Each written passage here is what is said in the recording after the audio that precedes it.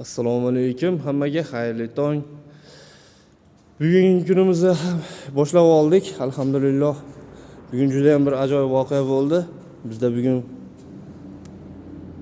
katta kishilarning mashinasi Lacetti Bru 8 motor qiziq holat uchrab qoldi. Suv qo'yib keldi mashina. Zagrushkani ochganimizda mana bunday holat. Juda ham bir kim qilishi mumkin, kim xayoliga keladi buni ishlab qolish kerak. Texnologiya deydimi? Oldin dirka bo'lgan, dirkaga samorezni qotirib qo'ygan. Yana ikki kameralar qo'yib, bir narsalar sanlilar qo'yib, ammo qoyil. Bir dona zagrushka bilan ish hal bo'ladi. Lekin biz hozir hammasini qoqamiz, xudo xolasa. Buni ichini ham germetika bilan to'ldirib qo'yishgan ekan. Germetika so'p pastda turibdi.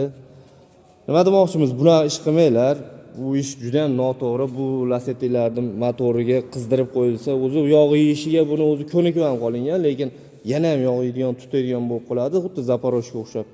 Bu narsa noto'g'ri narsa. Bularning motori usta haqqisi bilan kamida bir 10 millionda atrofida aylanib ketib qoladi.